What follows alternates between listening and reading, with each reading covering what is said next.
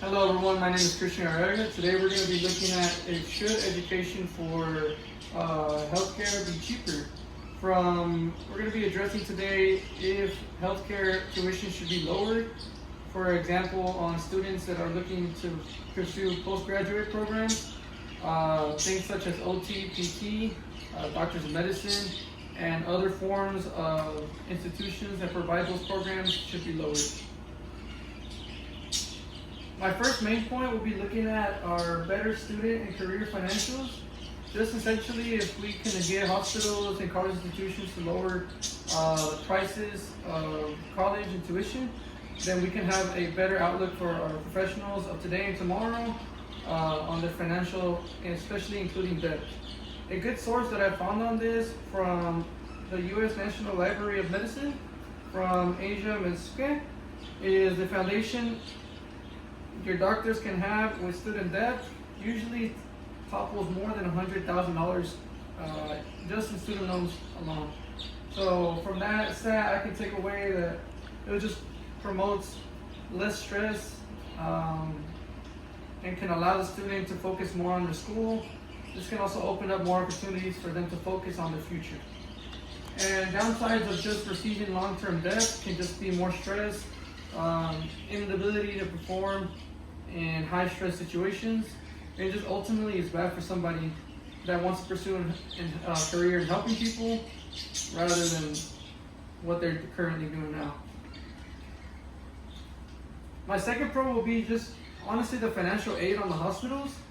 The hospitals are really experiencing right now a shortage on positions, a lot determining on healthcare, and with more students entering the field and being able to process and pursue their goals and trying to be top level professionals, they can ultimately just have more access in entering healthcare. Another source that I found from the American Association, an article from Scott Bruce, he quotes, "At time as residents not counted to loan forgiveness will ultimately make less physicians want to work. If we're limiting our physicians to working in high stress environments where they're not getting paid, they're ultimately going to keep their money, their loans, everything limited, and it will just discourage more people than not to want to go to the field." Some cons that I have seen from this is just an ultimately loss of profit and functionality for hospitals. For example, another source from Tara Barrow from Stat Magazine, also associated with the American Medical Association, that around $2 billion of adjustments made to health education institutions have significantly slowed down students trying to get into the program. So no matter how much money they're putting into programs, they haven't seen much necessarily growth from that, and ultimately it just limits them more than anything. Another potential loss is just patient care. If we're focusing more eyes on people and students trying to get in healthcare rather than the patients that we have currently in our beds, then we just lose more attention and we don't help everyone that needs help. My second main point, my fourth point with con will be strains on the medical institutions.